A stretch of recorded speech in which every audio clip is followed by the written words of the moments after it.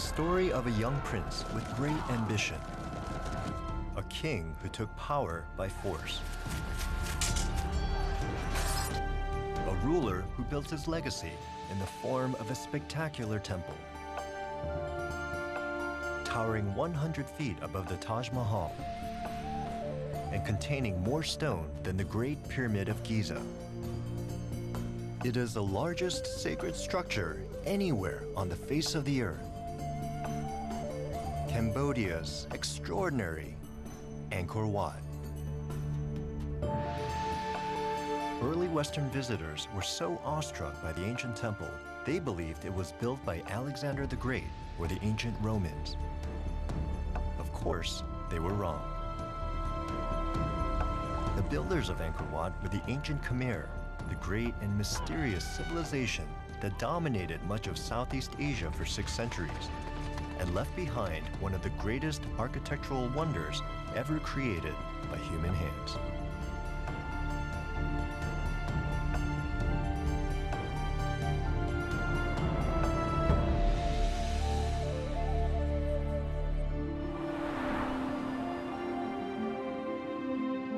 On a lush plain, deep in the tropical forest of northwestern Cambodia, lie the ruins of the ancient city of Angkor.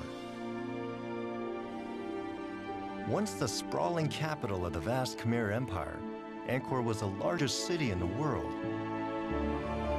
Today, Angkor is still a sweeping landscape. 400 square miles where more than 1,200 ancient temples still survive. Architectural masterpieces, fantastically carved from tens of millions of tons of local sandstone. The famous temples were built over a span of 5 centuries. They endure today as one of the world's greatest treasure troves of art, archaeology, and history. But the city of Angkor was eventually abandoned as a Khmer capital, and its temples were swallowed by the jungle, forgotten by the outside world.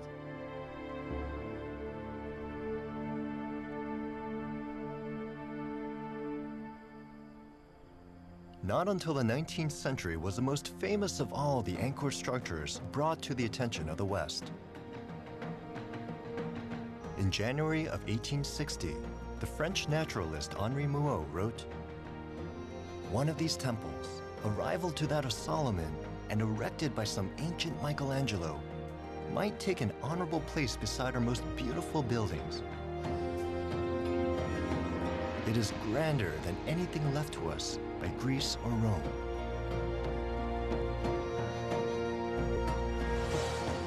He was describing the splendor of Angkor Wat.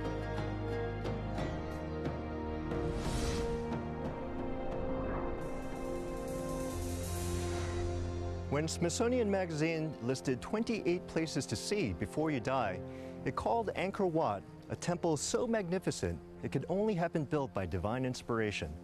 And so it was. Inspired by gods, built by a man you've probably never heard of, but whose story is one of the world's great legends.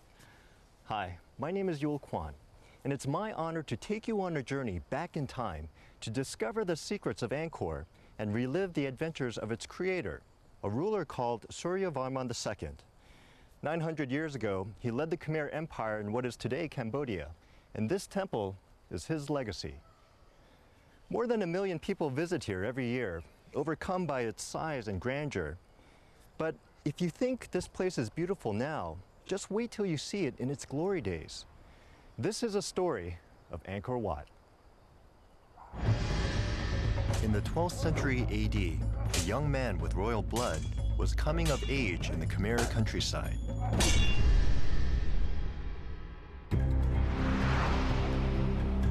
At that time, the Khmer Empire controlled large portions of modern Southeast Asia, including the prince's home of Lopburi, northwest of Angkor. The royal prince was said to be a skilled warrior, brave and wise beyond his years.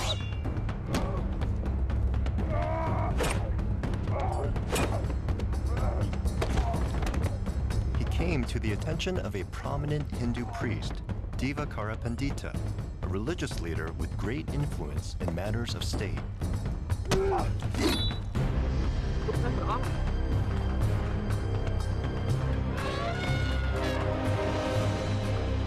Ambitious, royal, and well-connected, Suryavarman II began to dream of becoming king and ruling the vast Khmer Empire.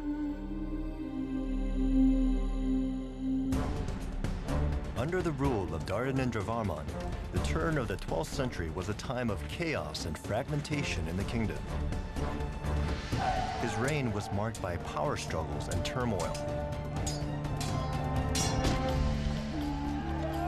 The aging Dharanendravarman was an ineffectual ruler who never succeeded in bringing order to his sprawling territories.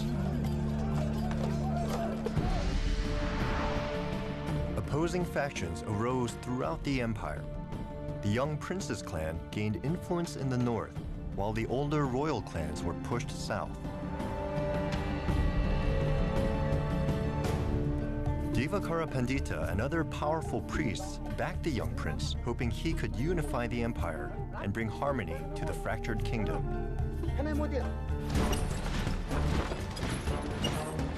Civil war erupted as the forces vied for control. An inscription describes the moment the young prince took power, comparing him to a mythical bird. Suryavarman bounded to the head of the elephant of the enemy king and killed him as an eagle might kill a snake.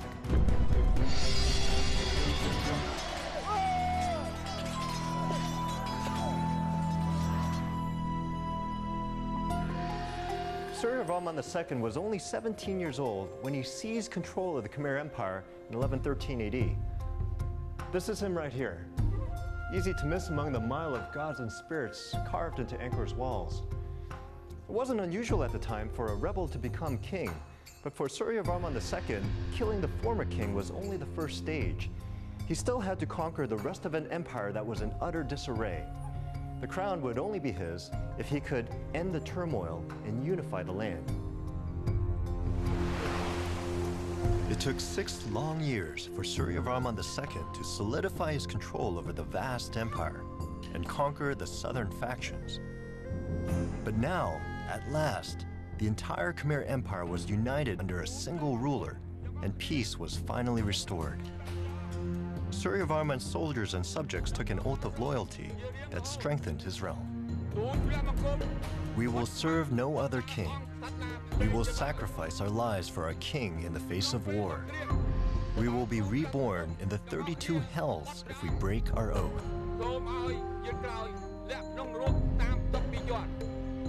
In 1119, at the royal palace of Angkor, Suryavarman II officially became the 18th king of the Khmer Empire. He was given the royal title Suryavarman, Protector of the Sun, and was coronated alongside his queen. This moment ushered in the golden age of the Khmer Empire.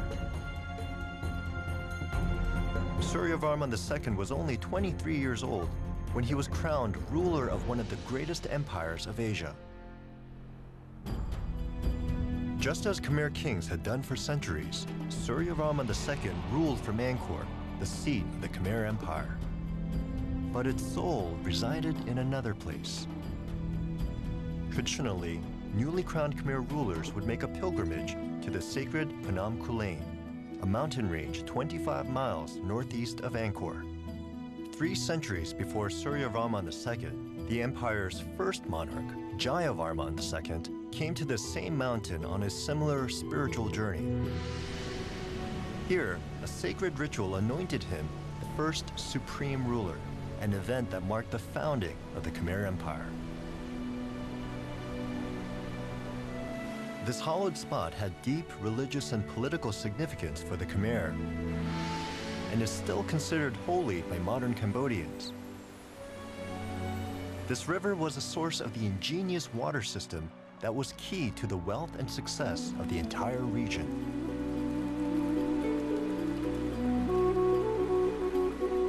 The religion of the early Khmer Empire was Hinduism, and this sacred mountain is richly carved with images of Hindu deities, including Vishnu. The river here flows over other sacred icons. 1,000 linga rise from the riverbed. Carved over the centuries during the dry seasons, these stone phalluses are symbols of fertility and the male creative force.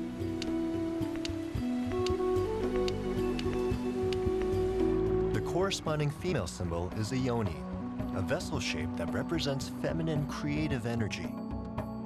The linga is often placed upon the yoni.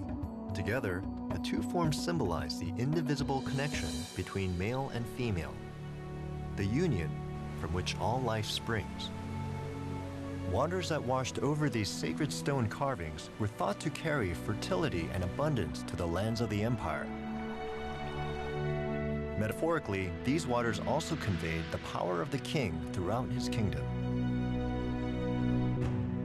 A king's power was also expressed by monumental architectural structures. It was customary for a Khmer ruler to build one or more temples during his reign, usually dedicated to the god Vishnu.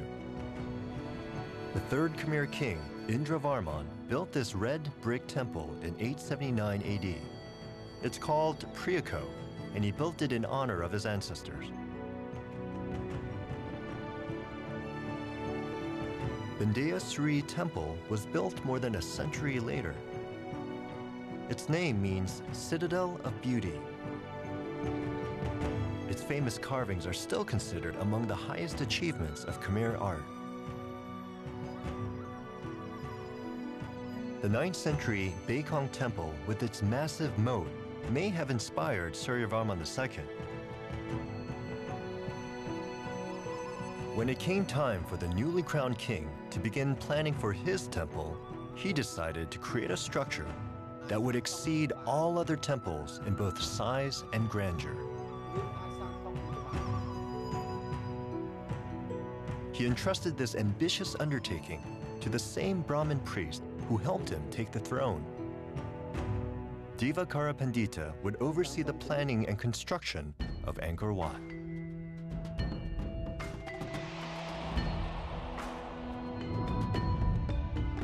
Within the city of Angkor, Suryavarman's temple would follow the customary structure of other Khmer shrines. Khmer temples represent the mythical Mount Meru, the center of the universe and home of the gods according to Hindu cosmology. But the temple Suryavarman planned was on a scale that would dwarf all other temples anywhere in the world. A scale that would tax every ounce of skill, ingenuity, and technology of his entire empire. Think about this. In medieval Europe, at around the same time, people were building cathedrals that took centuries to complete. Meanwhile, here in Asia, the builders of Angkor Wat somehow created a temple that was far larger and in some ways more complicated in less than 4 decades. So how'd they do it?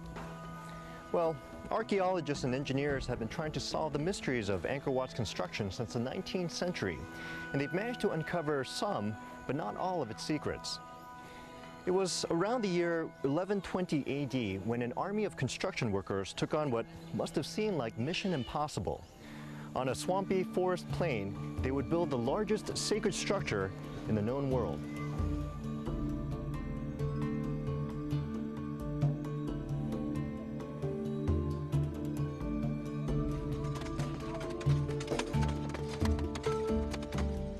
Using only simple tools, workers prepare the site, digging the foundation in the midst of a dense jungle.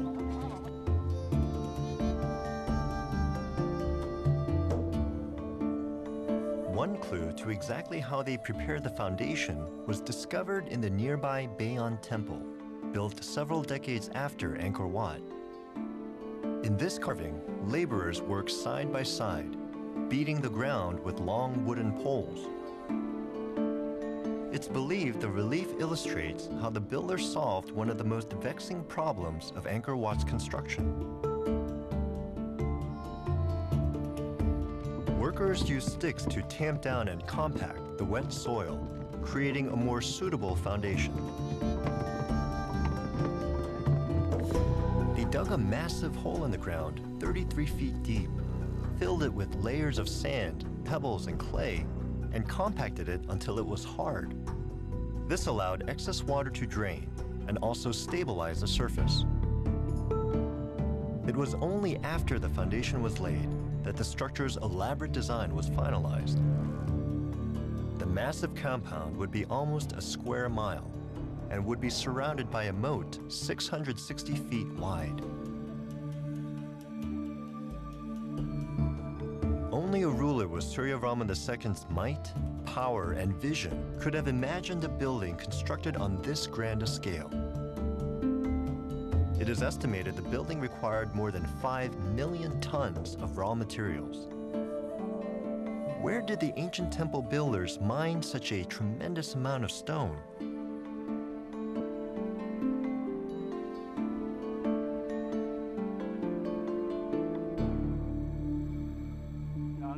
Gray sandstone was used to build Angkor Wat. It was quarried from Phnom Kulen, a mountain over 24 miles northeast of the site. The sacred mountain of Phnom Kulen proved a great resource for the builders of Angkor Wat. The mountain's base is a massive 22-mile-long belt of sandstone, a plentiful source of high-quality building material. But how did the ancient workers excavate all that rock? They used iron rods with sharp ends and dug a groove the size of the block they wanted to remove. Then they would place a wedge between the sedimentary layers where it's easy to break the rock. Or in some cases, several men worked together, pounding the rock and breaking it in order to pry it loose.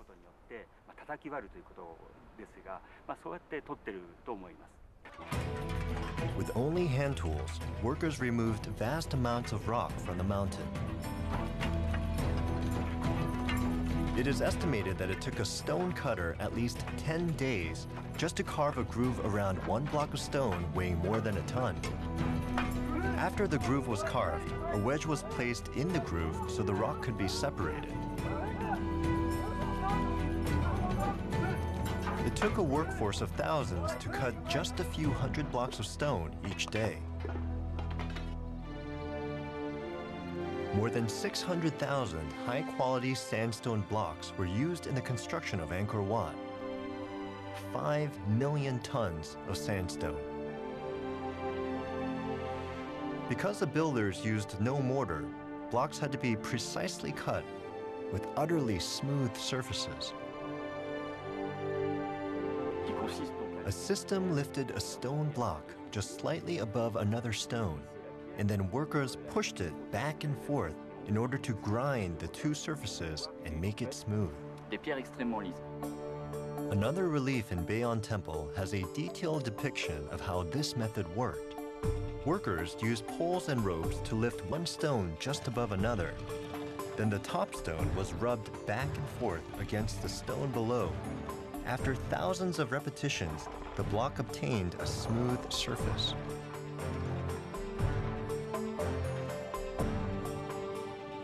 Exactly which Phnom Kulen quarry the stones came from remains a mystery. But a Japanese research team from Waseda University recently tested the stone's magnetic properties. Their findings reveal each stone's approximate age and geological distribution. But matching the stones back to a particular place or quarry in this mountainous belt is not simple or safe. Magnetic susceptibility is the inclination of rock to be drawn to a magnet. By measuring this, we can tell that they used 7 different quarries during the various different ages. Unfortunately, it's impossible to conduct research to find the exact location of the quarries in Phnom Kulen because the place is littered with mines. But according to research conducted by the French School of the Far East, there were numerous quarries at Phnom Kulen. Landmines left from Cambodia's 20th century civil war still litter the countryside, making research dangerous. Although the exact quarry locations are unknown, Testing reveals that stone used in 30 Angkor area temples came from 7 different Phnom Kulen quarries. However, nearly all of the stones of the Angkor Wat temple have magnetic levels of around 3.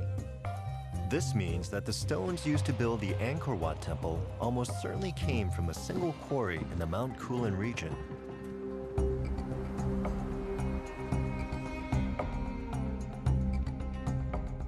The massive cut stones were transported over 25 miles to Angkor using elephants as well as slave labor.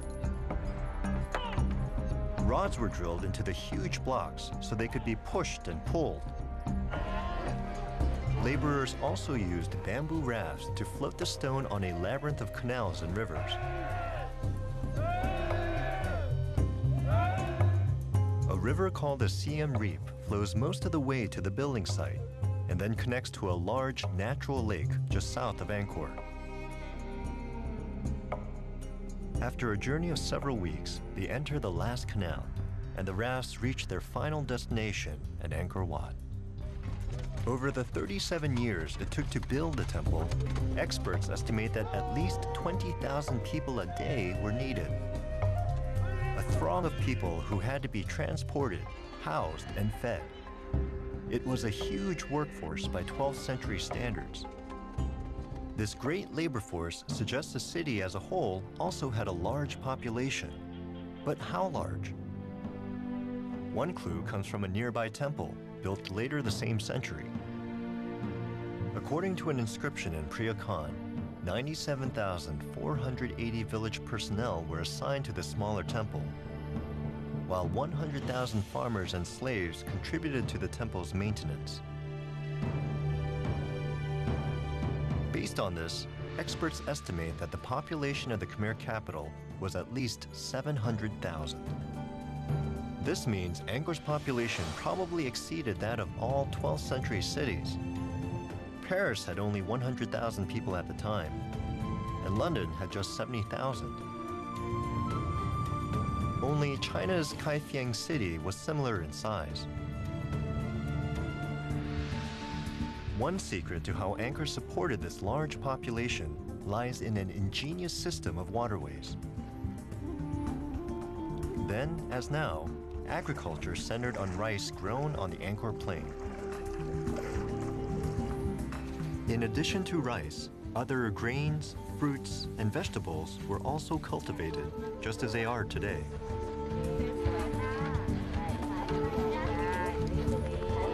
The success of this economy depended on the huge Lake Tonle Sap, just south of ancient Angkor.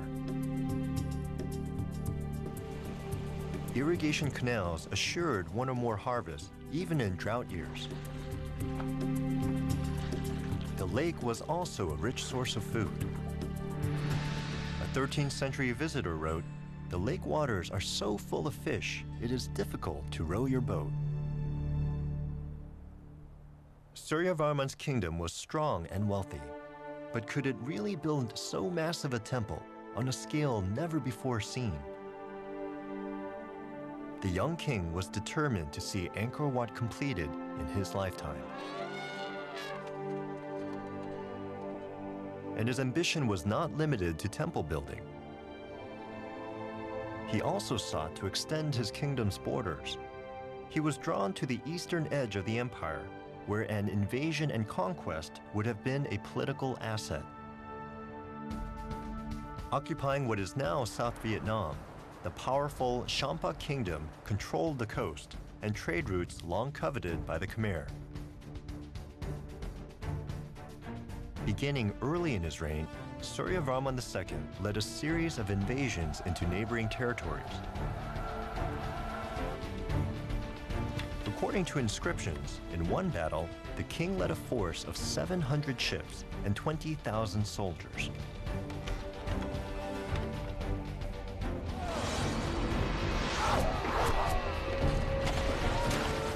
Armed only with bows, arrows, and spears, the warriors fought their enemies hand to hand.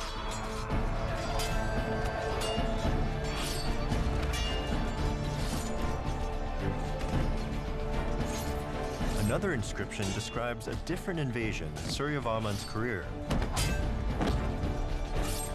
The ruler of Angkor turned his ambitions for conquest towards the Sham people. He invaded, taking the capital city and becoming the ruler of the territory. The Khmer kingdom solidified its control of most of the Indochina peninsula, including much of modern-day Thailand, Laos, and Vietnam. The Khmer armies took prisoners, and together with other slaves in the empire, they were likely used as forced labor to construct Angkor Wat. The huge construction project was made possible by slave labor, but it couldn't solve an unanticipated and alarming engineering problem. The first stone structures built on the site collapsed, and the human cost was high. The success of the entire project was at stake. No amount of slave labor could overcome the most serious challenge the builders faced. The site itself was a swamp and seemed completely unsuitable for a building the size and weight of the proposed temple. The soil was spongy and hard to work with, and water would flood in one season, then drain away the next. These days, engineers would use heavy machinery and reinforced concrete to tame nature's fury. But the Khmer builders had to be a bit more creative, and their solution became one of the ancient world's greatest feats of engineering.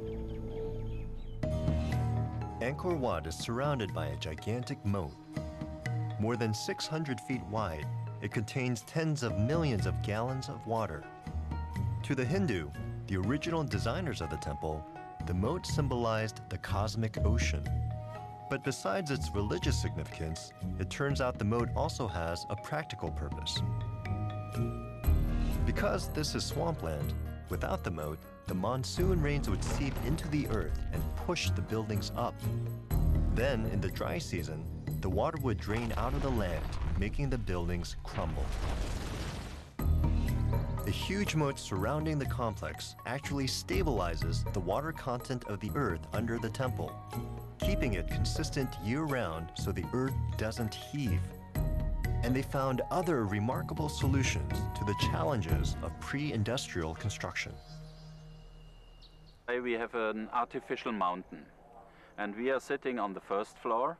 Yeah, they built a case from stone, and then they filled with sands and densified very much, and then the next case, and so step by step they got the mountain. And we can see inside there's sand, then there's laterite, which is this specific brownish stone in tropic countries, and then outside there's the sandstone. The central tower of Angkor Wat reaches 213 feet into the sky. The ancient architects had to figure out how to stack the massive stones without machinery. First, they built earthen ramps. Then, laborers and elephants dragged the stones up the ramps.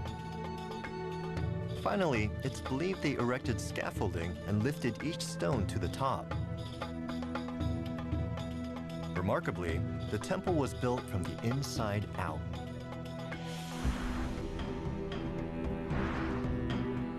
The tallest central tower was erected first.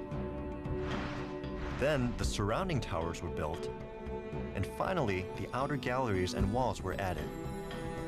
The builders raised these columns made from single blocks weighing as much as 7 tons. They used a simple but brilliant method for setting up the 1,532 columns around the temple complex. Angkor Wat has survived fairly intact for nearly 900 years, an achievement that surely would have pleased its builders. But the swampy site and Cambodia's tropical climate have definitely taken a toll on these buildings. Although some intricate sandstone features show few signs of their age, others have worn away and decayed. Certain original features, like the gold leaf ornamentation that would have awed early visitors, are gone forever, looted after the Khmer Empire's decline. When it was completed around 1150 AD, Angkor Wat was the biggest building in the world, about the size of 11 football fields. Now, teams of scientists and archaeologists have spent years trying to figure out what the temple might have looked like in its heyday. And they've pieced together the puzzle, data point by data point. And now, with the help of 21st century technology, we can finally get a glimpse of Angkor Wat's original splendor.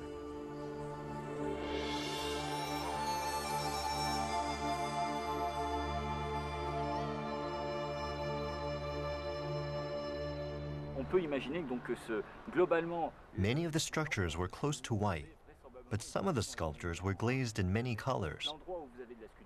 Most of the surviving colors are yellowish brown or red. That's because the pigments had an iron oxide base, which lasts for a long time. But the other colors, such as blue, yellow, and green, have all disappeared.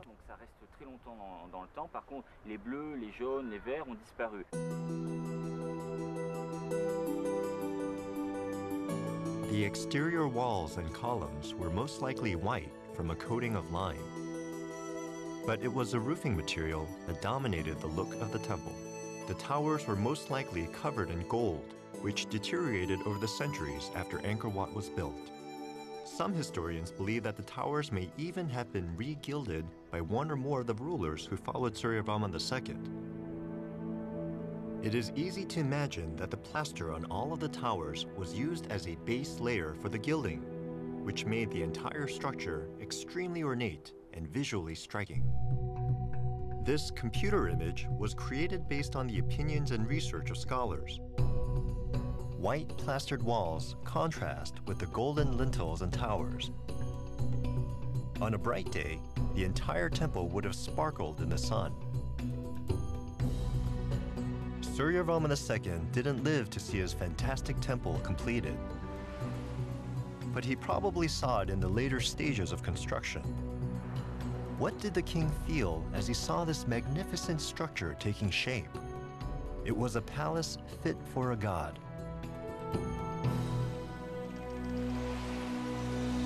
And he must have known it would also become his tomb. Only fragments of the wood that once covered the interior stone walls still remain. It's believed the wood was highly decorated, inlaid and ornamented with a wide variety of patterns. Gilded doors divided the chambers, and the gallery walls and ceilings would have been lavishly adorned. Since the king first set eyes on these galleries, millions more have journeyed to admire these dramatic scenes. The carvings encircle the entire outer gallery from floor to ceiling.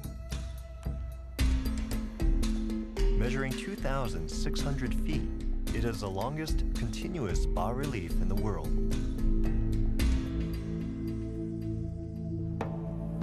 In the North Gallery, this famous relief, called the Battle of Kurukshetra, depicts an ancient combat scene from Indian history retold in the epic work, the Mahabharata.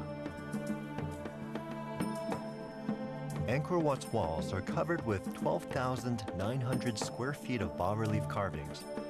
Executed with great skill and artistic sophistication, the reliefs are considered a masterpiece in their own right. These carvings cover multiple blocks of sandstone and are so perfectly fitted together that the seams are almost invisible. Even the detailed lintels at the top of the walls are carved from the same stone blocks.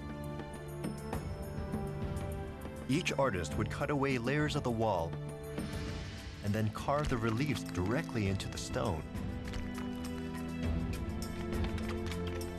Hundreds of highly skilled carvers worked side by side to complete the work in only decades. Experts admire not only the expressive human figures in the carvings, but also the remarkable perspective these early artists were able to achieve. Continuing along to the southern gallery, visitors encounter a 260-foot depiction of Suryavarman II's full royal procession. Military leaders, priests, musicians, standard bearers, servants, and royalty all took their place in this carving. The carving's centerpiece is the famous portrait of Suryavarman II himself. Lingering traces of gold hint at its former splendor. Maybe the king was partly gilded. We can see some of the gildings on the relief with Suryavarman II. The famous portrait of the king was gilded and surrounded by red, the color symbolizing protection and strength. Continuing to the East Side Gallery, a visitor finds perhaps the most famous and revered of all the reliefs, the churning of the Sea of Milk. It depicts Vishnu and Devas, the benevolent Hindu gods, and the Asuras, the evil gods, all pulling on a great snake to churn the cosmic sea in search of eternal life. Their struggle released countless deities, including the beautiful nymphs called Apsaras. In the Northern Gallery is a battle of the gods and demons. This epic battle scene illustrates the pantheon of 21 Hindu gods battling alongside human warriors. Led by Vishnu, the gods of good defeat the evil gods. And as Suryavarman II was considered an earthly avatar of Vishnu, the scene celebrates his reign as well.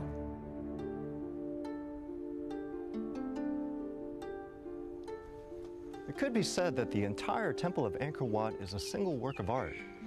The artifacts and engraved scenes aren't simply ornaments installed in the temple, they're carved into the very structure itself. Once the enormous blocks were in place, artists chiseled symbols, figures, and deities into virtually every surface of the sandstone. All of this dazzling creation forged into one extraordinary and sacred sculpture. Now, of all the carvings, these are some of the most popular. They're called apsaras, or in English, celestial nymphs, supernatural women who are said to dance for the gods. They supposedly had the power to change their shapes or influence whether a gambler won or lost.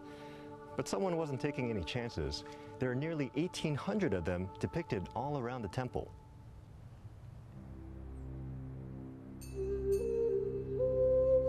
(1,796) full-body sculptures of divine women were carved at Angkor Wat. With a wide variety of facial features, hairstyles, and headdresses, no two are exactly alike. These temple guardians and dancers were probably based on actual women residing near the temple in the 12th century. Apsaras are everywhere you look in the temple, standing alone in meditation or sometimes in pairs or groups. Each pose of these dancers has a meaning, and together, the movements of the dance tell a story. It's a form of dance still very much alive in modern Cambodia. Called the Apsara dance, this art form has passed from generation to generation in an unbroken line from the time of Suryavarman II and before. According to Hindu mythology, the gods made 600 million apsaras when they created the universe, and these celestial nymphs were released to the world when the deities churned the cosmic sea of milk. The Temple of Angkor Wat probably had 3,000 or more apsara dancers assigned to it to entertain the king and his visitors as well as the gods.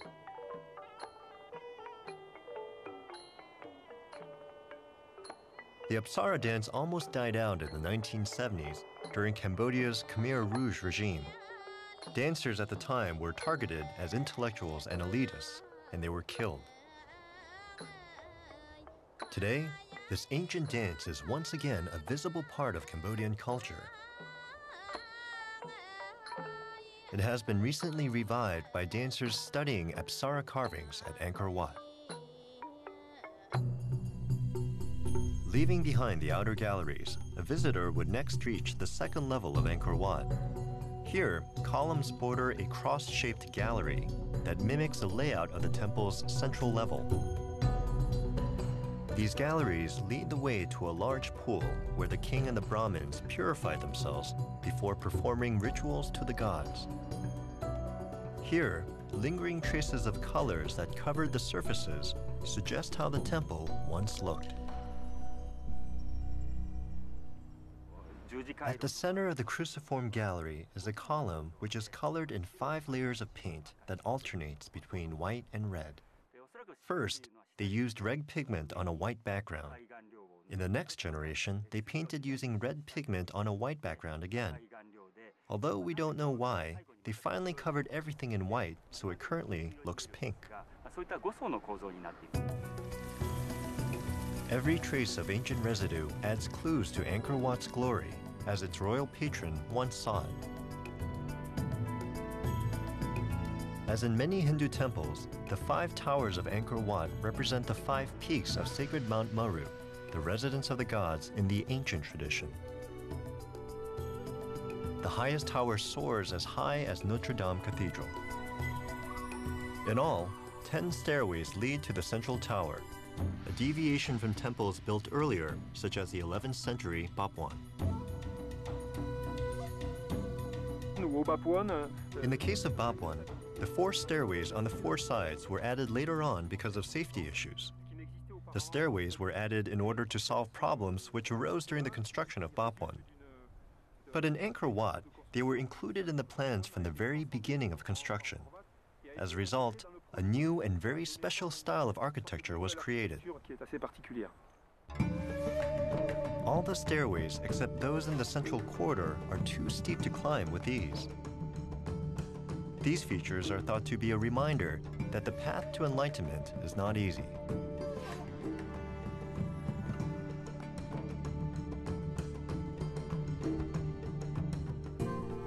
The moat symbolizing the great cosmic sea encloses 500 acres of land where the Temple of Angkor Wat sits at its majestic center.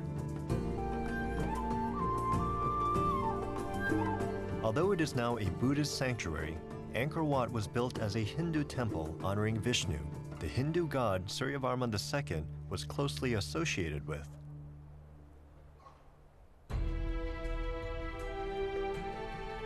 As impressive and inspiring as they are now, the towers were surely once even more so when their gold gleamed in the sun. Inside the highest tower was a central sanctuary where the king built a shrine to Vishnu. A golden statue of Vishnu reigned over the entire temple from this place of honor. Long after the reign of Suryavarman II, when the Khmer Empire became a Buddhist nation, the statue of Vishnu was replaced with the likeness of Buddha, which remains to this day. In the mid-12th century, when Suryavarman II visited his nearly completed masterpiece, he was nearing the end of his life and his reign. Suryavarman II's rule is considered the golden age of the Khmer Empire, and Angkor Wat is the ultimate symbol of his dynasty. It's not known exactly when the king died. It was probably around the year 1150 AD, not long after the completion of the temple. What happened next is unclear, because there are no records for the period after his death. But what we do know is that it was a time of great turmoil. The next king reigned only briefly before war and discord began sapping the empire of its strength.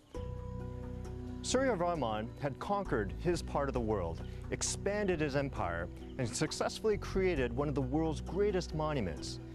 But of all his achievements, only Angkor Wat would stand the test of time.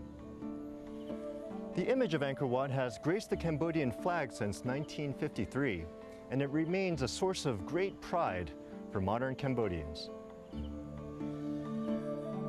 Over the course of his 4-decade rule, Suryavarman II increased the Khmer Empire by more than 100,000 square miles, establishing himself as a great warrior king.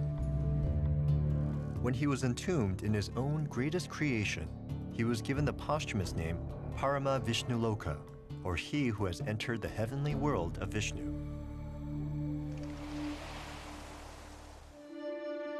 After he died, the Khmer Empire fell into disarray.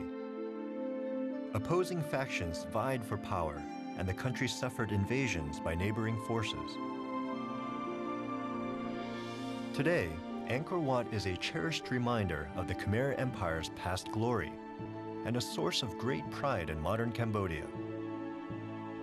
A UNESCO World Heritage Site, it draws 1 million visitors per year from around the globe. Symbol, temple, tomb, and treasure, Angkor Wat is a masterpiece of ancient monumental architecture. It has few rivals anywhere on Earth.